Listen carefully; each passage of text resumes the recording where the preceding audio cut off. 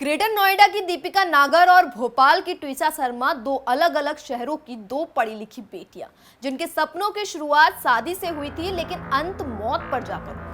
इन दोनों मामलों ने एक बार फिर उस कड़वी सच्चाई को सामने ला दिया जिसे समाज अक्सर रिवाज और सगुन का नाम देकर छिपाने की कोशिश करता है, जिसका नाम है दहेज। भोपाल की 33 वर्षीय ट्विसा शर्मा की संदिग्ध मौत कई दिनों से सुर्खियों में है। दिसंबर 2025 में ट्विसा की शादी वकील समर्थ सिंह के साथ हुई, जो एक प्रतिष्ठित परिवार से आते हैं। समर्थ की मां एक रिटायर्ड जज है। परिवार को लगा था कि उनकी बेटी एक शिक्षित और सुरक्षित घर में जा रही है, लेकिन आरोप है कि शादी के कुछ ही महीनों बाद वहां भी दहेज के लिए ट्विसा को प्रताड़ित किया जाने लगा।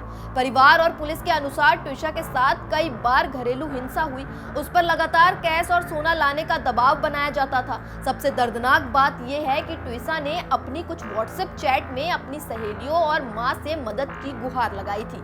उसने लिखा था कि वो इस रिश्ते में फंस चुकी है और उसे वहां से निकाल लिया जाए। ट्विसा सिर्फ एक बेटी नहीं, वो एक मॉडल और अभिनेत्री थी जो महिला सशक्तिकरण पर खुलकर अपनी बात रखती थी। लेकिन परिवार का आरोप है कि दहेज की भूख ने उसकी आवाज हमेशा के लिए खामोश कर दी। 12 मई 2026 की रात ट्विसा ने कथित तौर पर फांसी लगा ली।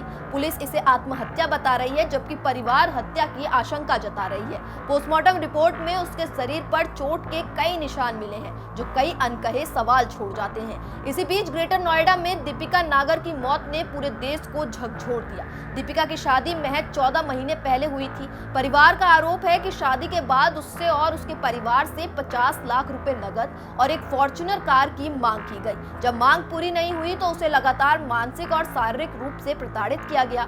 आखिरकार दीपिका ने कथित तौर पर छत से कूदकर अपनी जान दे दी। दो अलग अलग शहर, दो अलग अलग परिवार, लेकिन दर्द और आरोप लगभग एक जैसे। दहेज, घरेलू हिंसा, शरीर पर चोट के निशान और परिवारों के मन में एक ही डर, कहीं रसूख के आगे इंसाफ हार ना जाए। ट्विसा शर्मा एक रिटायर्ड जज की बहू और वकील की पत्नी थी, जबकि दीपिका नागर के ससुराल वालों का भी अच्छा खासा प्रभाव बताया जा रहा है। यही वजह है कि दोनों परिवारों को डर सता रहा है कि कहीं सत्ता, पैसा और पहचान के आगे उनकी बेटियों की मौत सिर्फ एक फाइल बनकर ना रह जाए। सवाल ये है कि आखिर 2026 के भारत में भी दहेज जैसी कुप्रथा क्यों जिंदा है। हम आधुनिकता, महिला सशक्तिकरण और बराबरी की बातें करते हैं, लेकिन शादी आते ही पढ़े लिखे परिवार भी बेटों की कीमत तय करने लगते हैं। आज दहेज सिर्फ एक मांग नहीं, बल्कि सामाजिक प्रतिष्ठा का प्रदर्शन बन चुका है।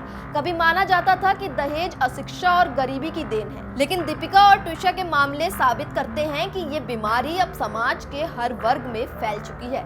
बड़े पद, ऊंची डिग्रियां और प्रतिष्ठित परिवार भी इस मानसिकता के आगे अछूते नहीं है। कई लोग बेटे की पढ़ाई और नौकरी को इन्वेस्टमेंट मानकर शादी में उसकी रिकवरी चाहते हैं। क्या बेटा कोई इंसान नहीं, बिकने वाली वस्तु है? क्या बेटी की जिंदगी सिर्फ इसलिए कमतर है क्योंकि वो लड़की है? हर साल देश में हजारों महिलाएं दहेज उत्पीड़न का शिकार होती हैं और हजारों बेटियां अपनी जान गंवा देती हैं। लेकिन ये सिर्फ आंकड़े नहीं, ये अधूरे सपने हैं, टूटे हुए परिवार हैं और उन माँ बाप की चीखें हैं जिन्होंने अपनी बेटियों के लिए खुशहाल जीवन का सपना देखा था। कानून मौजूद है, सजा का प्रावधान भी है, लेकिन जब तक समाज खुद दहेज लेने और देने को शर्म की बात नहीं मानेगा, तब तक बेटियों की चिताएं यूं ही चलती रहेगी। दीपिका और ट्विसा सिर्फ दो नाम नहीं, वो उस सच्चाई का चेहरा है जिसे हम सालों से नजरअंदाज करते आए हैं। अब सवाल सिर्फ इतना है, क्या हम अगली बेटी की मौत का इंतजार करेंगे या इस दहेज नाम की सामाजिक बुराई के खिलाफ सच में खड़े होंगे?